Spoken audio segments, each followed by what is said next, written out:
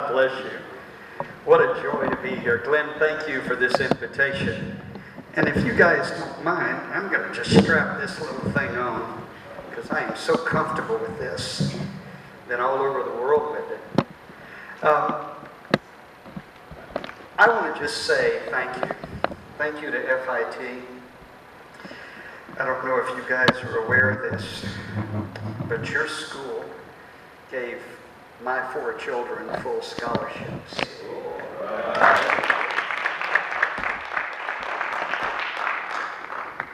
Wow. You know how big that is? I'm talking full ride scholarships. Oh man. God bless FIT and Dr. Cantonese and the whole team. And Dr. Scott, I think that we have got a lot ahead of us. I followed you.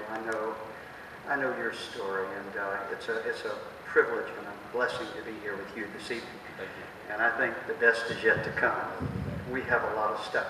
This evening, I want to share basically 3 things. The first thing is I want to talk about the water purifier and how that came about.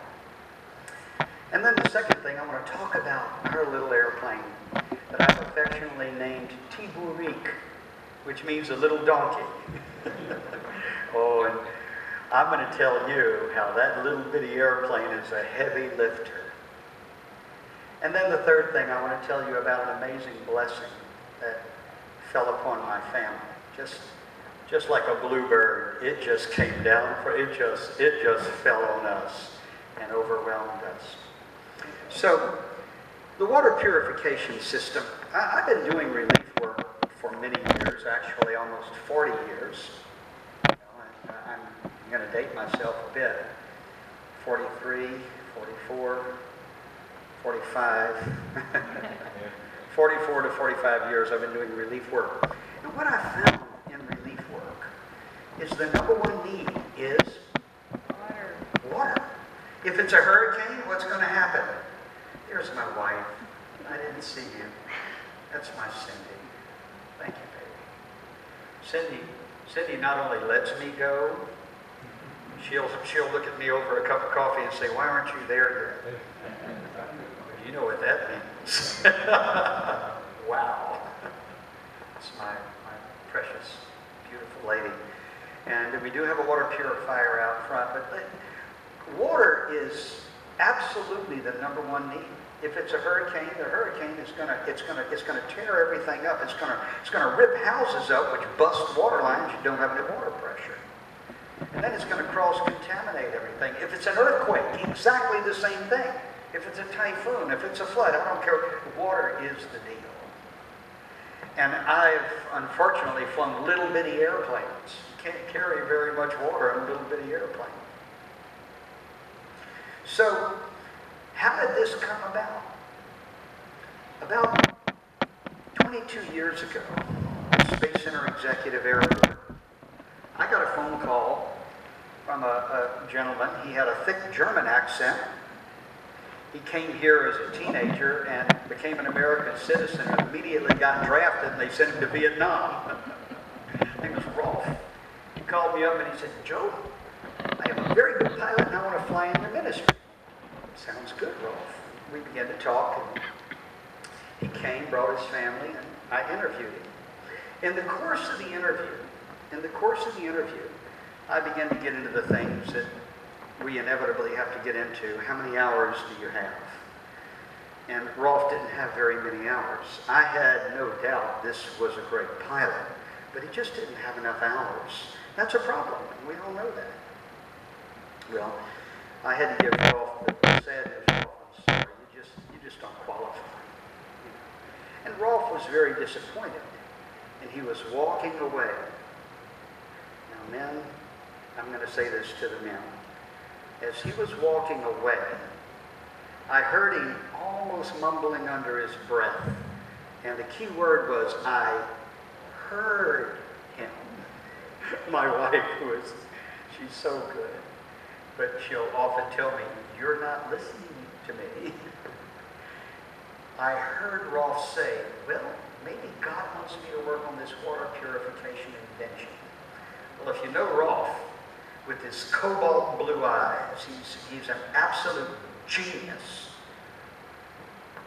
I stopped him. I said, "What did you say?" And he said, "Well," he says, "God showed me how to do this thing." And I said, "Tell me more about it." And he began to explain about ozone and UV. And just in listening to him, I was fascinated. And I knew he had something. We stayed in touch. Several years later, he called me up and he said, "Oh, Joe, I did it." He said, "The country of Norway bought the rights, gave me $1 million. I've got $1 million cash." Rolf has gone on to invent other things. But Rolf invented a machine. I remember we were sitting out on the ramp, and I told Rolf, I said, "Rolf, I beg you, invent this machine." I had just flown 46 flights in 10 days following Hurricane Hugo. I said, "Make it about this big." I said, "It's got to have its own pump. It's got to run on AC and DC. It's got to run 50 cycle, 60 cycle." I said, "Rolf, I beg you to make this machine." Well, he did. And all these years later, I'm now manufacturing it. Now, Rolf and I have worked very hard around the world to develop this machine. We've got now 800 of these machines running in 40 countries. We have 315 of them running in Haiti. Now, there's a lot that I could say about the machine and about the need, but I've got a little newscast that actually aired globally. This newscast aired in 25, 30 countries, maybe more, I don't know. But if you'll bring those lights down, this is a 2.5-minute newscast, and this one newscast captures so many elements of what we're doing. So let's go ahead, Mike, and run that newscast. Close to 1 million people homeless in an instant thanks to Mother Nature. Tonight, more food and supplies landing in Myanmar, or Burma, however you want to call it, after that killer cyclone. A Titusville man is about to drop everything, too. He's jumping on a plane Sunday because he says he's compelled to lend a hand. Myanmar officials giving him the go-ahead, even though the U.S. government has not gotten that quite yet. Just one plane allowed to go. First on Fox, Melissa and Fonnie live in Titusville with this story. Melissa? And Karina, what he's bringing survivors is something they so desperately need: fresh, clean water. And at about 4:15, I got these. Joe Hurston has been waiting since Monday to bring aid to Myanmar. Tonight, his entrance was granted. You don't get on the airplane without a visa. If you don't have documentation, you don't go.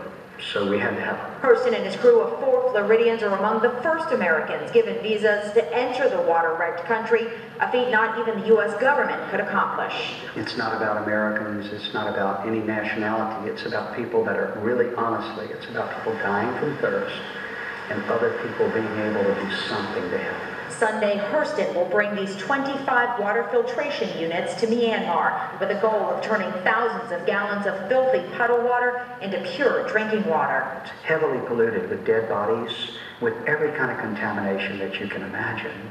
So though there is water falling, it's falling into puddles that is very polluted. Hurston has traveled the globe bringing his machines to survivors of Hurricane Katrina and the tsunami. It's part business and part ministry to quench the thirst of those who have lost everything. The feelings that you get from it are just, it just tears your heart out. You look into people's faces, you look at the children that have lost parents, it just rips your heart out.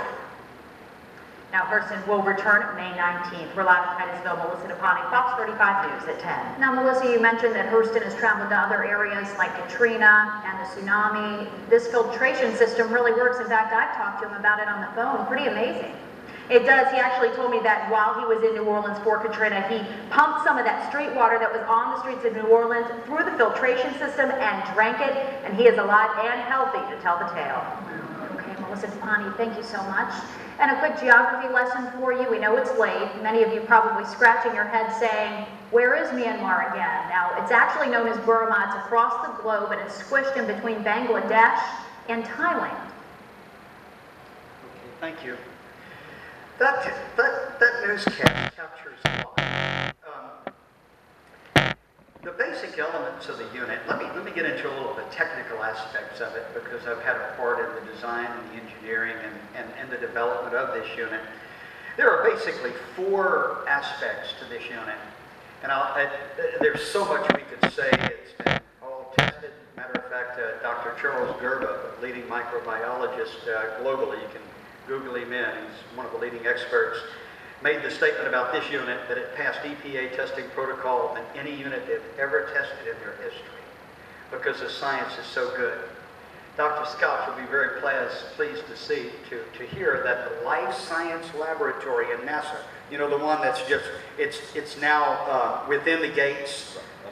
Right, exactly. KSC is testing this unit because they like it for the space station. Right now it's being tested by them. The science is breathtaking.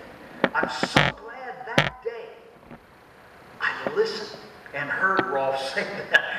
I shudder to think about how easily, because I get all focused, I get on something and I'm just like a bull in the china shop just busting through and I miss things. Anybody miss things? You know, we miss things, don't we? That's why God gave us checklists, right, Doctor? We need checklists. But in this particular day, I heard Rolf. I'm so glad I did. But basically, the four elements of the machine, and this is extremely important. The first point about the machine is it's portable. Is that portable? In my home, and I'll point 3 of what I'm going to share this evening, there's a 737 fuselage in my home. And Dr. Scott, you must come.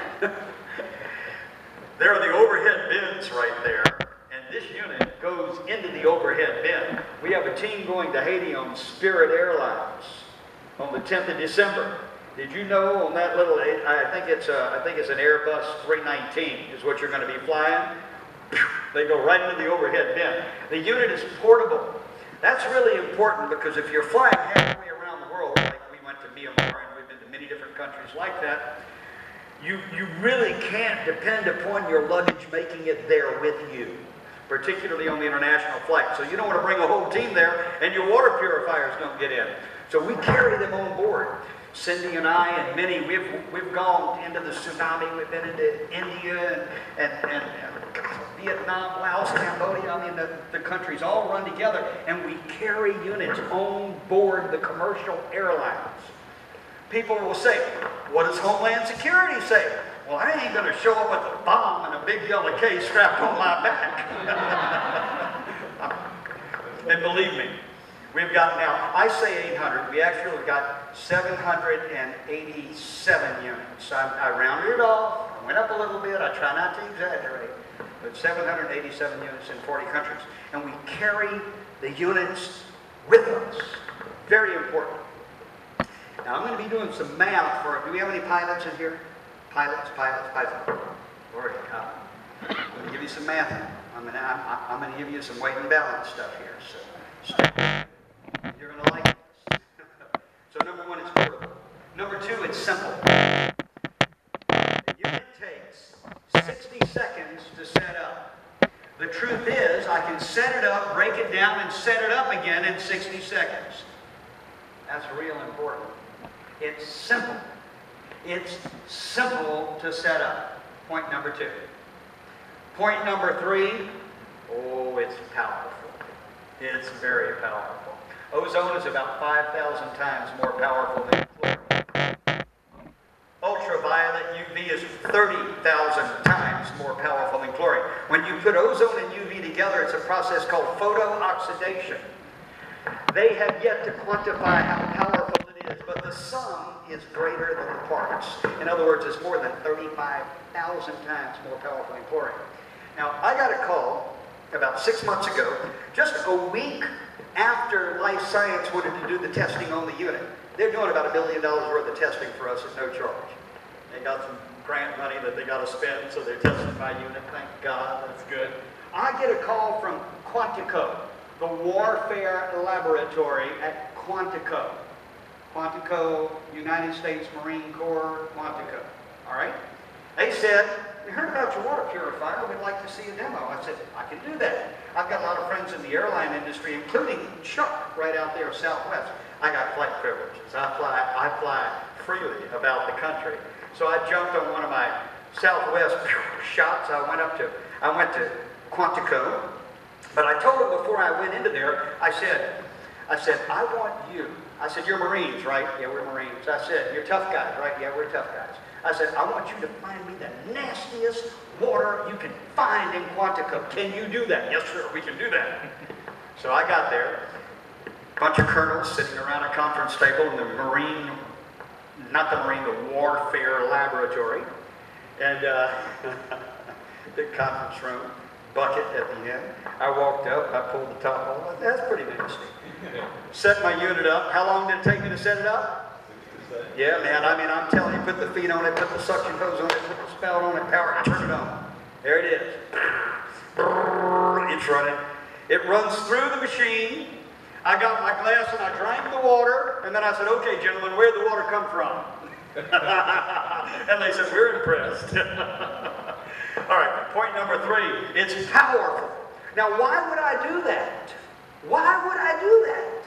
Well, in the first place, of the 780 units that we put around the world, I personally have deployed, what, about 600? Easy. At least 600 of the units. I love to deploy the units. It's my joy. It is my joy to deploy the units. I can't even tell you, can't even begin to tell you the thrill that I get about bringing these units around the world. Can't even begin to tell you. So, having deployed 600 units in 40 countries, you think I've seen some nasty water? Oh, I've seen some real nasty water. You know how they talked about New Orleans? Does anybody remember after Katrina, CNN did a test on the water? It was 45,000 times beyond the toxic level. Fish were jumping out of the water to dive on the sidewalk to get out of the water. That's a fact. I've got a video clip. I don't have it here. I need to load it back up. But I've got a video clip of me in downtown New Orleans immediately following Katrina. I left Cindy in India, right? And put the hose right down. The Superdome is behind me. There are people all freaking out. Then I put the water down in the streets of New Orleans, ran it through the machine, and drank it. It was live on the internet for years. Now, point number 3. The unit is very powerful. Would you agree with me it's powerful? It's powerful. And then afterwards, when we go out there, I'll show you more about why I say that. Point number 3, powerful. Point number 4, it's efficient. It's efficient. This little 20-pound unit that sets up in 60 seconds will give you 20 to 25 gallons of water per hour. That's a good number, and stick with me on that number because we're going to work that number and we're going to put it into some little airplanes, and I'm going to show you some almost miraculous stuff. So, 20 to 25 gallons per hour. You say, that doesn't sound like very much water. If you're thirsty, that's a lot of water. Okay. And efficient. The last point about efficient, it uses the same amount of electricity as much less than that bulb, 54 watts. That's a 60-watt light bulb. So, let's just look at the 4 points. Portable. Is it portable? Can you put it on an airline with you? Absolutely. Simple. 1 minute. Powerful. Tough guy Marines didn't stand a chance against it. Katrina didn't stand a chance against it. This little machine is kind of like David going against Goliath. It's powerful. And it's efficient. 20 to 25 gallons on 54 watts. So, that's a little story of how we've evolved with the unit. We're always improving the unit. I love talking to engineers and scientists about the unit because we're constantly improving it. I love that. We're constantly doing things to make it better. Why stop? You know, the flight-worthy, the flight-approved mindset in NASA, we're still using the old technology because nobody wants to change anything. You know what I'm talking about. You very well know. Oh, man. I can't believe I'm sitting here with an astronaut. That still just blows my mind. What a blessing it is. And a fine astronaut, too. Not just an astronaut, but a really good one. Glory to God. They're all good. But some are gooder than others. All right, we aren't going to go there. So, I've described to you about how we came across this machine. And gentlemen, and ladies too, I encourage you to listen because I shudder to think about how easily I could have just blown Rolf off and just gone on to the next flight to the Bahamas or wherever I was going. But thank God I heard him say that. Did you know that while we were driving here, you can go into my cell phone right now, and at just about 45, 48, 52 minutes ago, Rolf Engelhardt called me up. Hey, Joe, how's it going? Man, I'm going to talk at MIT, you know. And he's always encouraging me. Thank God. Thank God. So, I've told you now about the machine and about how it came about. Now, let me tell you how a little bitty airplane can make gigantic difference. Have any of you guys heard of a little air show up in Wisconsin? What's it called? Oshkosh? I was at Oshkosh, and all the paint was stripped off of it. It was ugly as a mud fence. And you know what they did? They put us right up in the ConocoPhillips Square, which is the heart of Oshkosh. So we were sitting there with these pointy-nosed jets and all these shiny, beautiful, and there's this little humble 337 there. And people will say, what is this 337 doing in the very heart of the world's biggest air show? Well, the second day we got there, if any of you have been to Oshkosh, they publish a newspaper every day called Air Venture. I didn't bring the copy of it with me, but on the second day, the headlines on the inside story was, Celebrity Skymaster does heavy lifting. And they were talking about my little airplane.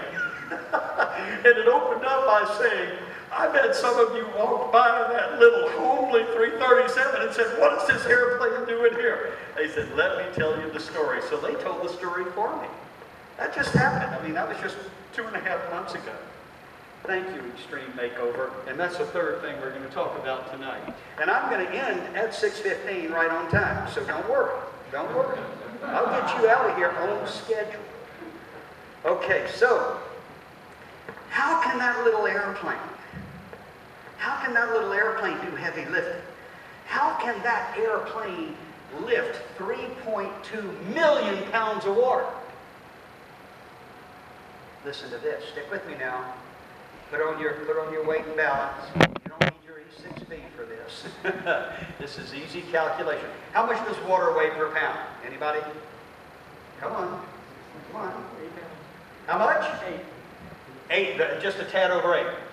Fuel is what, 6. So 8 pounds a gallon, right? How many gallons per hour does this unit do? 20 to 25.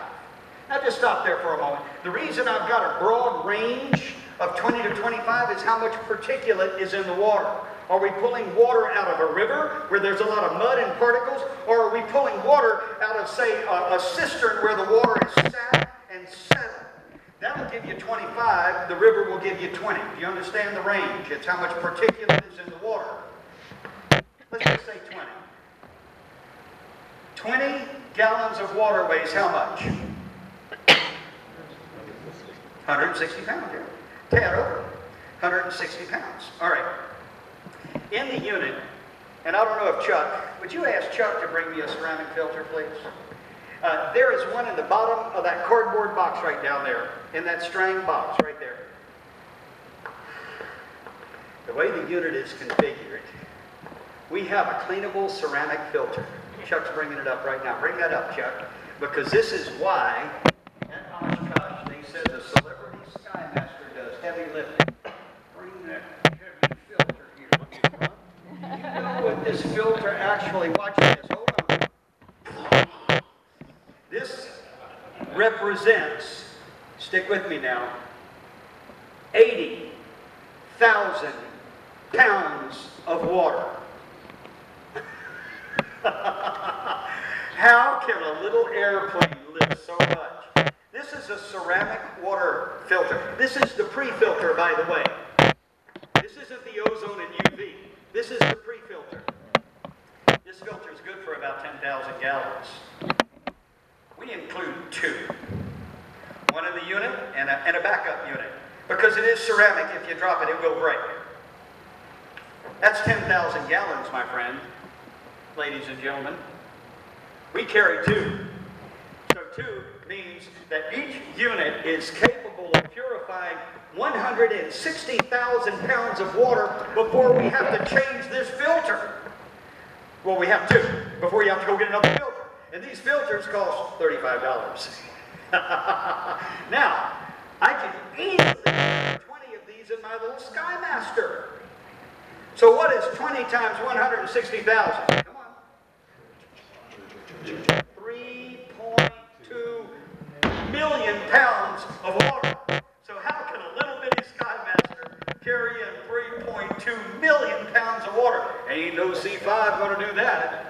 Matter of fact, we'd be lucky to get, what, 600,000-700,000 pounds in a C5, I believe, if I'm not mistaken. Because what do they gross out at about 1 million, don't they?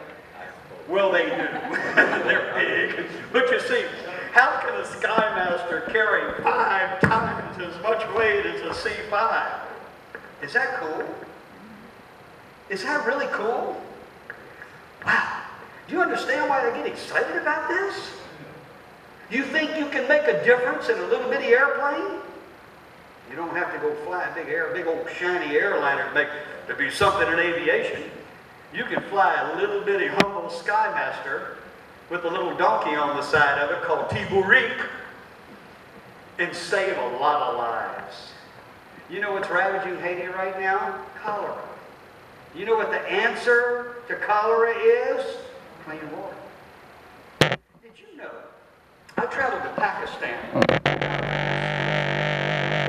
a big earthquake that killed about 100,000 people. By the way, the State Department called me and said, how did you get into Myanmar? I said, I can't tell you. You know what I'd have to do? No, let me tell you why and how we got into Myanmar. How we got into Myanmar is because we're bringing in clean water. Now, before I go to Pakistan or I go to some country like that, remember I got flight privileges? Remember that? I fly to Washington. How many times have I flown to Washington, baby? We done lost count. I've flown to Washington so many times. I've lost count. But you know what I do? I go straight to the State Department. I go right to the Pakistan desk, and I'll go, I'm going to Pakistan, and we're going to do relief work. I'm telling you now what I'm going to do, because I don't want you guys coming after me, sniffing around and saying, what are you doing in Pakistan? I'm telling you before I go what I'm going to be doing.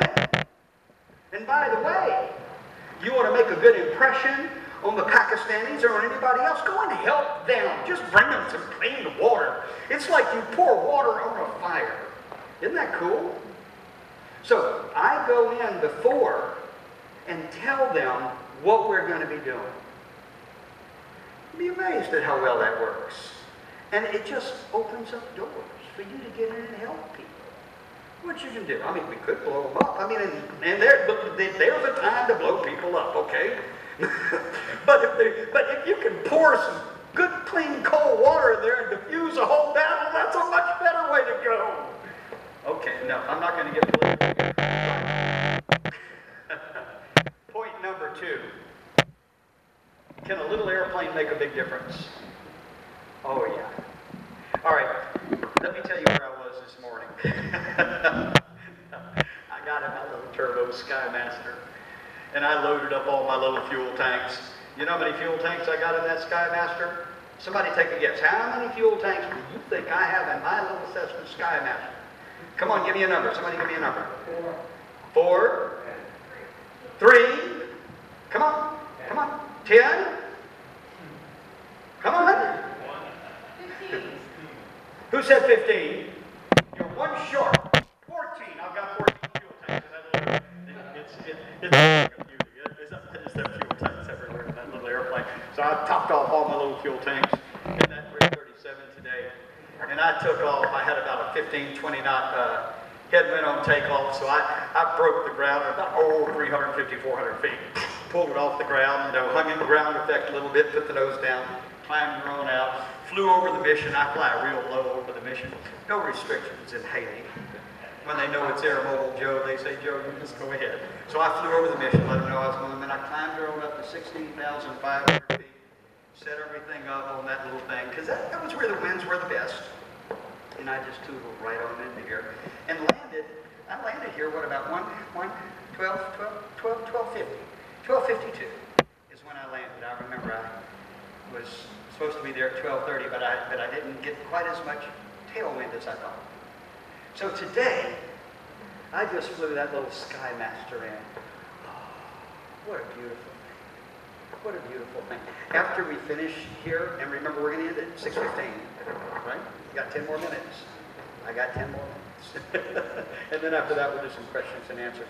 And then I'll have the unit in the back. But I've got some pictures of the beautiful little instrument panel with the Caribbean sunrise behind it. That was on Friday morning. Oh, it's a beautiful thing. So little airplanes can really be powerful instruments if you're carrying the right stuff. Okay? And I mean legal stuff. I don't even need to go there. So I want to encourage you in your aviation career to be open to wherever the good Lord would lead you. Don't get yourself in a rut. Just say, I got to get with the airlines. I got to get with the airlines. Well, go with the airlines. That's fine. Nothing wrong with the airlines. I've got an ATP. I've got 8,000 hours. I've had an ATP since 1987. Multiple times I could have flown for the airlines, but why? Why would I want to step down and drive a bus, with a bunch of people? There's nothing wrong with an airline. That's good. But why would I want to step down? Whoo! I'd much rather do what I'm doing. Fly for some airline. Nothing wrong with airlines, and I don't mean to slam them. I mean that. I thank God for airlines. I fly them all the time. All right. Now we're to point number 3. You ready? Let me tell you what happened to us. I have a small business. Actually started the business in Haiti in a mud hut village doing toner cartridges. I want to do FIT's toner cartridges. We had NASA for 13 years. I had what is called the Odin contract. Well, does anybody know what happened out there recently? They had retired. I think they retired a lot of stuff. Well, I didn't lose my big contract, it just came to an end. But I'm a small businessman, and I struggle like anybody, struggle in the economy, and have a modest income. We had a modest little home out in the country in Canaveral Grove. Well, let me tell you what happened. Be very, very careful here. How many of you own your home and you have a mortgage that you pay? Raise your hand, sure. How many times has your mortgage been sold and resold? You ain't done nothing wrong. It's just, whoa, who do I pay the money now to? Pay it to Wells Fargo, but I did pay it to, you understand. Well, Wells Fargo, and nothing wrong with Wells Fargo here, they bought my mortgage company. You understand. And the minute that happened, I got overwhelmed with credit card applications and so much junk mail coming through. You just throw in the junk. You can't shred it fast enough. In that junk mail came a notification that my insurance company had pulled out of our region. Has that happened to any of us here? Sure. And my previous mortgage companies would call me up and say, hey, Joe, listen, but we found a good company for you. We're going to roll you into that. You cool with that? Yeah, I'm cool. That's great. Wells Fargo, it was just another piece of junk mail. I didn't realize that had even happened to me. And my wife said, Joe, I think we got a problem here. So I began researching. I did discover it, and I'm researching, and I've got 4 bids, and then Cindy's mother, doctor, called us up and said, if you want to see your mama alive, you better get up here now. When you get a call like that, you just have to drop and go. So we all jumped in our old motorhome, which if any of you saw the Extreme Makeover show, you saw our old motorhome. We drove our old motorhome on up to Massachusetts to check on Cindy's mom. Now we're driving home, and we stopped on the Blue Ridge Parkway. And at 3:45 in the morning, our daughter Angelica, who is a student here and a 4.0 doing great, she's a forensic, what is she going into? Forensic psychology? Yeah, great program here. Thank you, FIT. Thank you, FIT. Angelica called up and she said, Dad, there's a river flowing down our hallway and going down the stairs. Well, she had worked a shift and didn't realize what had happened, and by the time the water had run for 24 hours, it just ruined her home. Well, look, that can happen to anybody. But you know what kind of insurance we had? It was called structure only. If you ever get structure only, don't do it. That day, buying something with somebody else, don't do that. They didn't give us jack squat. So we ended up being about $80,000 short. And remember, I got a business that's struggling, so I run out every line of credit that I can run out to keep my company alive. I ain't got nothing left. But we're doing what we can do. We've got friends, and we're volunteers, and we're banging things, and we're trying to put things together. And January the 12th, about 4:57, my phone rang.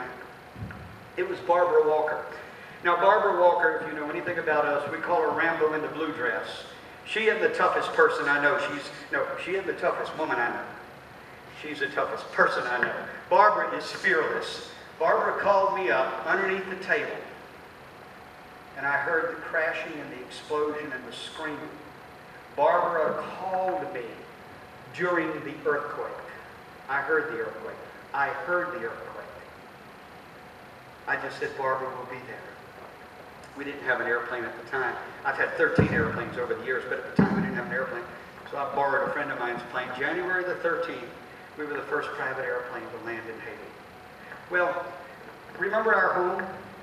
Our home had a way of just kind of taking a bit of a back seat because there were things that were much more needful. And my family, my wife, my children said, just go, Dad. Matter of fact, we're here with you. All of our hearts were broken for Haiti. My children are like any of you. Every now and then, Peter would say, Dad, I can't bring anybody home with me because our house is such a mess. If anybody saw the extreme makeover, our house was a mess. Matter of fact, we lived in the motor home in the front yard of the woods. It was not pretty. It was not pretty. So Cindy and I would talk about it afterwards, and I'd say, what do you think? So I bring Peter to Haiti with me, and Peter would spend 5 days with me, and then he would come back to the house and go, it's not so bad. It's really not. As a matter of fact, it's kind of cool, So I got to tell you this. My family, and I've got 3 minutes. Perfect. I think I got it all done. I think I just about got it almost all in here. My family is just amazing. They have stood together with me and Cindy because we're both missionaries. I mean, we can't help ourselves, can we? You know what my wife says? She's a psychiatric nurse. She says, there's medication for people like us, but we refuse to take our meds. we are really a little crazy. I mean, we really are. But we love what we do. We love it. We absolutely love it. It's an amazing thing to be able to do what we do. But what this community did, holy smoke, 3,000 people built a 3,400-foot house in 106 hours. If I wanted to put shelves in my garage, it would take me more than 106 hours to get the building permits. They built a home for us. That is absolutely astounding. Well, that concludes my story. And look at the clock. It's 6:14. Did I tell you I'd stop on time? Well, I want to just say, and Cindy and I want to say thank you. Thank you to this community. Thank you to the Lord for just hearing what happened. I can say this. I have 60 seconds. The Extreme Makeover people found out about us. And they thought, isn't it something, this family that brings clean water all over the world? Their home was destroyed by water. We have to do something about that. They investigated us more than a Supreme Court nominee. I'll tell you what, they investigated us from stem to stern. And thank God they chose us. And what a magnificent thing it is to be in this community where so many people just poured their hearts out. And many people in this community, we're hurting, particularly with the Space Center and with the whole overall economy. But boy, people stepped up. I know these 3 guys back here are heading to Haiti. They'll be there with you. But they're leaving a comfortable, safe place. They're going into a place that's not comfortable. And it's not always safe. To go and help people, to help some kids and give them a good Christmas. That's a noble and good thing, and God sees that. God sees it. So, with that, I'm through. God bless you.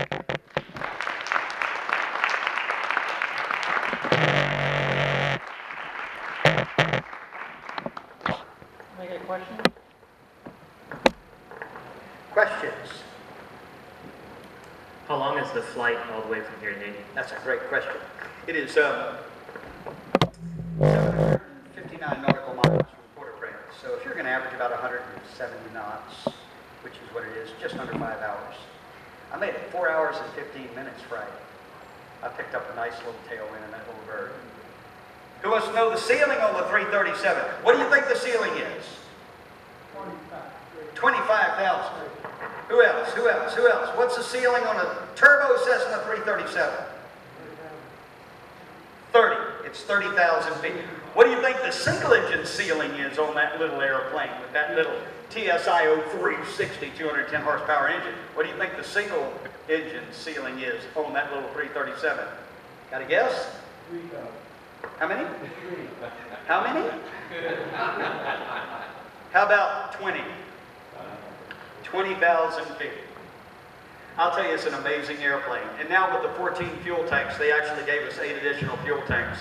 I've now got about an 8-hour range. If I pulled her back, which I would say just shoot me because I can't stand to fly that slow. You understand what I mean? You've got to fly a little faster. But if I pulled her back, I'd have about a 12-hour range in that airplane. Right out of the book. It's an amazing little airplane. Okay, any other questions? But Jolie expects you to bring that plane to Aviation Bay next year. You know, I was going to be here. I was going to be here when I met you guys, and I met a number of you there, but it was in the paint shop. Okay, I will bring that airplane here. I'll even, we'll give rockets if anybody wants to fly that little 337. Okay. So any other questions? Yes.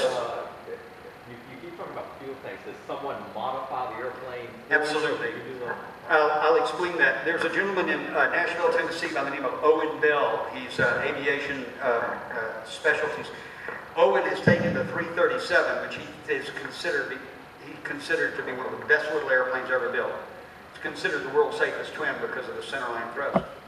But what we did is we took the entire top of the wing off. We had to de-rivet it. I'm talking 1,000 rivets. And we dropped fuel tanks in between, 4 on each side, fully STC. 100%. It's a full STC modification. It's got all kind of little interconnections and little pumps. And, it's a beautiful thing when you get in there and look at it. Kind of like air-to-air refueling, you just flip a couple of switches and watch your tanks fill back up again. Yeah. So that's cool. Okay, yes? What's the worst airport you ever landed at, Joe? Tegucigalpa. You know Tegucigalpa? It's the second worst airport in the world. But no, I've landed on landing strips that you wouldn't drive a dirt bike down. Really, really rough strips. And the thing that'll get you on a lot of the bush trips, I've flown thousands and thousands of missions, are the animals. The goats and the sheep and the dogs and the people. That'll really mess you up. You have to always be prepared. Right to the time that you throw that last chalk on the wheel, you got to be on alert. You don't know what's going to happen to you, So, anything else? Yes. Now listen, you're on your time. Exactly. In other words, no. I'll stay here all night long. You don't know. You don't understand. I love to do this. But we are officially dismissed, are we not? Yeah, okay, so ask away. I don't Professor care. Cusick, he's going to give us some of their final exams. The students are very Now, I'm just curious, how did you originally get started with nonprofits? Well, that's a great question. Like many people, I had been kind of on the bad side, on the dark side. Matter of fact, I've written a book back there, and I talk about it. I was actually involved in a covert mission to go and overthrow a government. And our mission was to fly 13,700 pounds of C4. That would blow up Melbourne. You understand? That would blow up the whole city. And we were actually on that mission. And at the last minute, I backed out. Don't even know why. My life was threatened because of it. And I look back on it, and it was God. It was just God. So I came from a very, very, very dark side. And when I saw the light, you know, a friend of mine was telling me about Jesus. And I looked him up and I grabbed him. I was still bad and nasty and everything. I grabbed him. I said, "You better not have been lying to me." He said, "What are you talking about?" I said, "If everything you told me about Jesus is true, I'd be a fool not to accept him." And he said, "It's true." So that night I had an epiphany. And that's how it really all began. It began with the desire. And I think that particular night that I asked Jesus into my life, God put something into my heart to serve. And to help other people that were, you know, the people that I was going to go and kill. God put something in my heart to go and try to find another way. And that's basically what I've done all my life. You know, since that day. Before that, it's not a pretty picture. After that, I'm not perfect. I'm flawed, but you know, he sure changed things. So, yeah. Any other questions? Yes. What is the final temperature of the water that you filter? The final temperature, you know, we don't change your temperature. Let me tell you what, the little ozone UV light in there, it's negligible. It's very, very, very low temperature. In other words, with the way the water is circulating in there out of a bucket, the ambient temperature of that water, when it runs through there and it comes out, it probably hasn't changed a degree. Yeah, because it must pass through there for a certain period of time, but there's that constant movement in that good source of cool water that cools it down. It's a good question. Any other? Yes? Do you bring anything other than water? Oh, absolutely.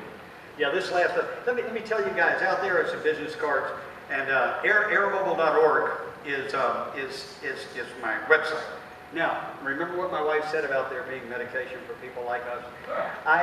I think that I'm probably dealing with some kind of, what is that, PTSD, is that it? I write a blog every day. Every single day. Every day. No matter where I am in the world. I got up this morning early and I wrote a blog. You can read about it. And then tomorrow morning I'll write about the flight back. You'll see my instrument panel in tomorrow's blog. Follow that blog. You'll see that we brought in, what did I bring in this time? I brought in diapers. I brought in baby formula. I brought in some critical medical supplies. I bring in all kinds of stuff.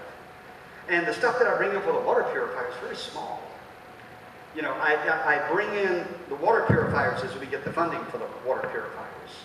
But I fill that airplane up. I fill it up. And I've got two little hangars there at Space Center Exec, and I've got a beautiful little inventory of stuff.